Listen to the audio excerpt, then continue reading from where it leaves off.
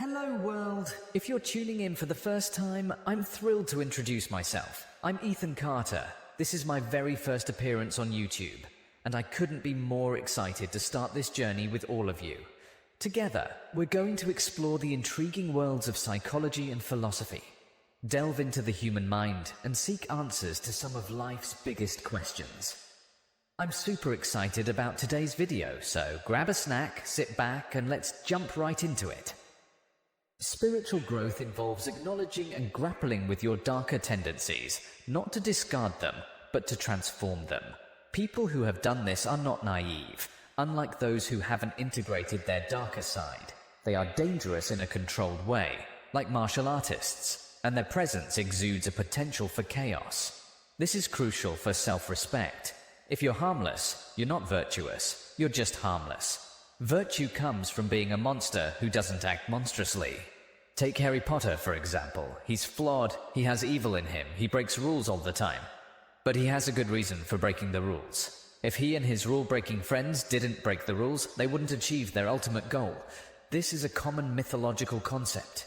The hero has to be a monster, but a controlled monster. If you're going to be a fighter, you have to want to win, and you have to want to hurt people.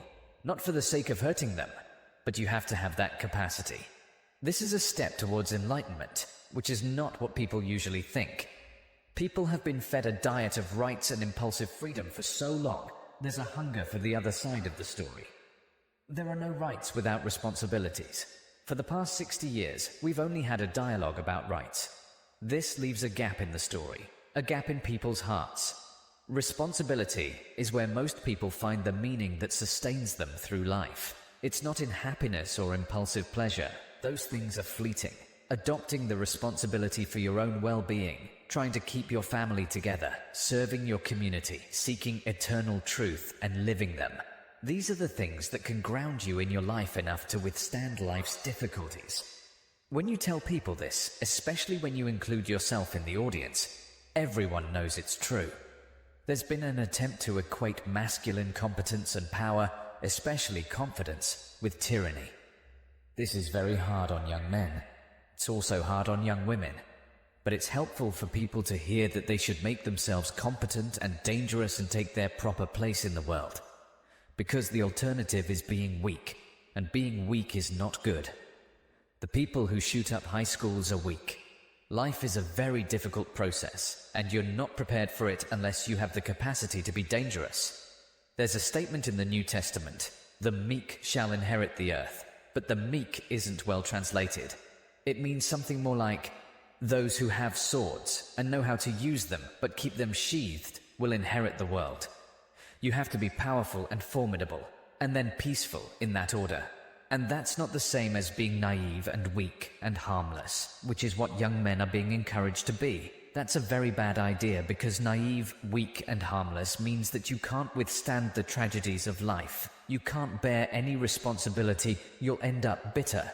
And when you get bitter, then you get dangerous. You don't treat adult men as if they're infants. But the young men really need to hear this more, I think, is that you should be a monster.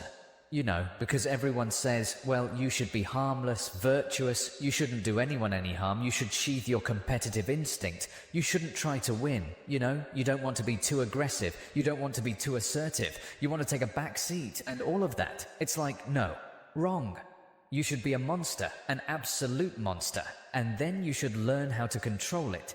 Someone who is incapable of cruelty is a higher moral being than someone who is capable of cruelty.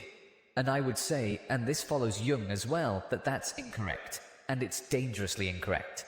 Because if you are not capable of cruelty, you are absolutely a victim to anyone who is. And so part of the reason that people go watch anti-heroes and villains is because there's a part of them crying out for the incorporation of the monster within them, which is what gives them strength of character and self-respect. Because it's impossible to respect yourself until you grow teeth. And if you grow teeth, then you realize that you're somewhat dangerous, or maybe somewhat seriously dangerous. And then you might be more willing to demand that you treat yourself with respect, and other people do the same thing.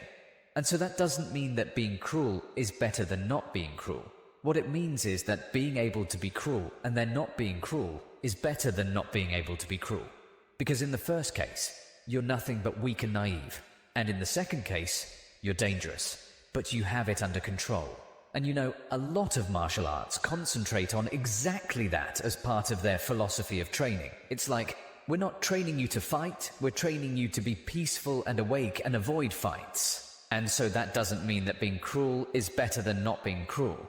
What it means is that being able to be cruel and then not being cruel is better than not being able to be cruel. Because in the first case, you're nothing but weak and naive. And in the second case, you're dangerous, but you have it under control.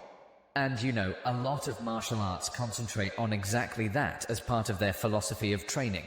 It's like, we're not training you to fight, we're training you to be peaceful and awake and avoid fights.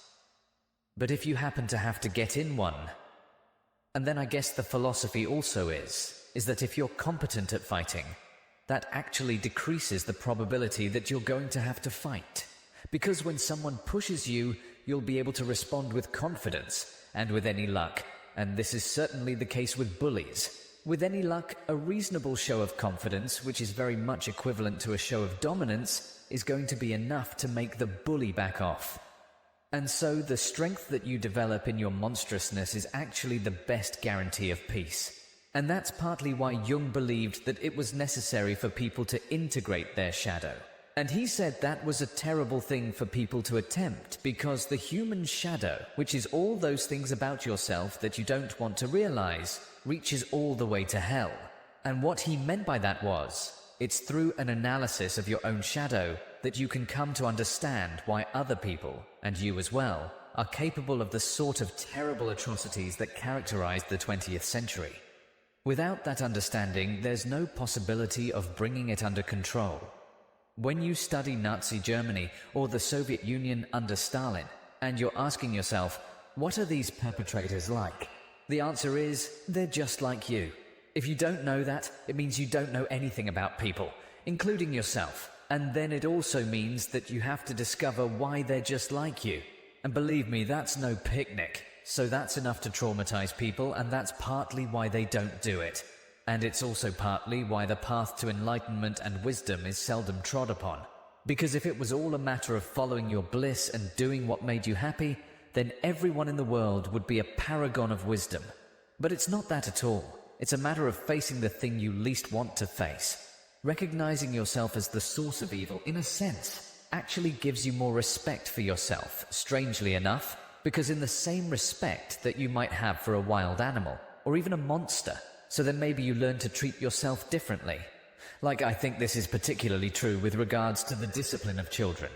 If you know that you're a monster, and that will manifest itself in your life, consciously or unconsciously, and if it's unconsciously it's not good, then you become better at disciplining children. And the reason for that is that you don't want to expose them to your dark side. And so, if they behave and don't provoke you, which means they'll also behave for other people, then the monstrous part can stay in abeyance. And then that's great. But if you don't understand yourself as capable of wreaking havoc, and that can be the kind of havoc that unfolds over decades, right? Because if you're going to abuse a child, the primitive form of abuse is the physical abuse. The sophisticated form of abuse is the continual undermining of the child's courage across perhaps their entire life. And there's a terribly monstrous element to that. And if you're not respected properly by the child, say, you will absolutely take revenge on them.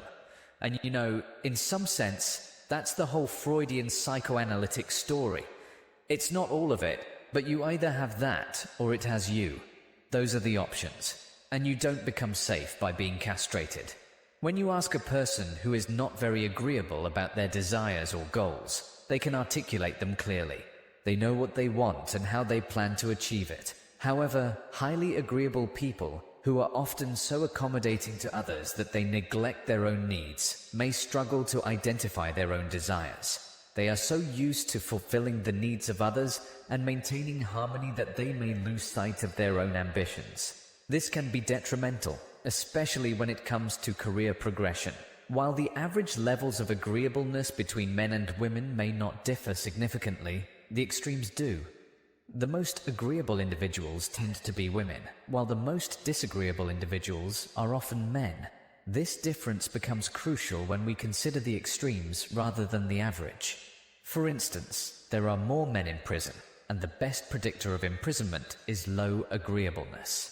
The opposite of compassion and politeness, traits associated with agreeableness, can be seen as a self-centered approach in negotiations. Highly agreeable people tend to negotiate more for the benefit of others than for themselves, while highly disagreeable people prioritize their own interests. Agreeable people need to be cautious not to be exploited, as they are naturally inclined to be accommodating, which can be a disadvantage in certain situations.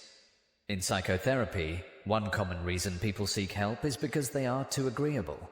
They often need to learn how to negotiate for their own interests. This involves expressing their thoughts honestly, even if they seem harsh or unpleasant. These thoughts are often true and need to be communicated.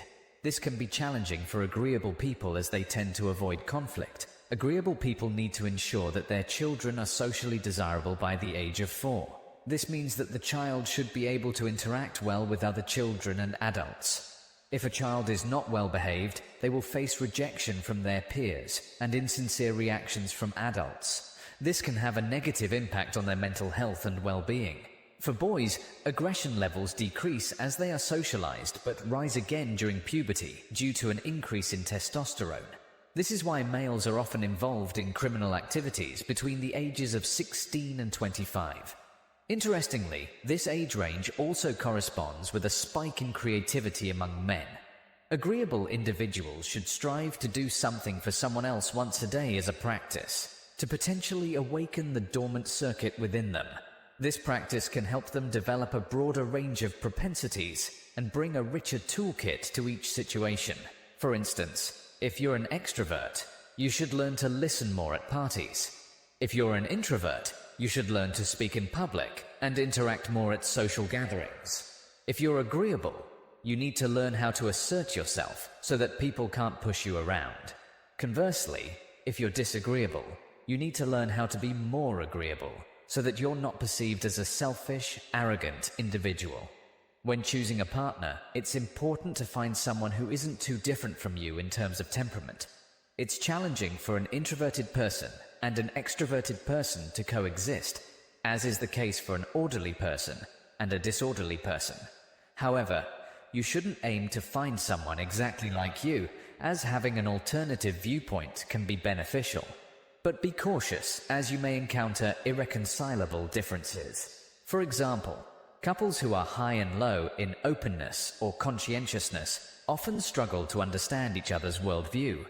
In conclusion, understanding your temperament and working on your weaknesses can help you improve your life. It's about expanding your capabilities and bringing a richer toolkit to each situation. It's not about changing who you are, but about learning and growing to become a more well-rounded individual. Thank you so much for joining me on this intellectual adventure. If you found this video helpful or thought-provoking, please don't forget to hit the like button and share it with your friends who might also be interested. If you have any thoughts, questions, or ideas for future topics, don't hesitate to drop a comment down below. I'm Ethan Carter, and this is just the beginning of our exploration into psychology and philosophy. So make sure you hit that subscribe button and the notification bell so you won't miss any of our future discussions. Remember, the journey of understanding our minds and the world is a continuous process, so keep exploring, stay curious, and until next time, take care and keep thinking.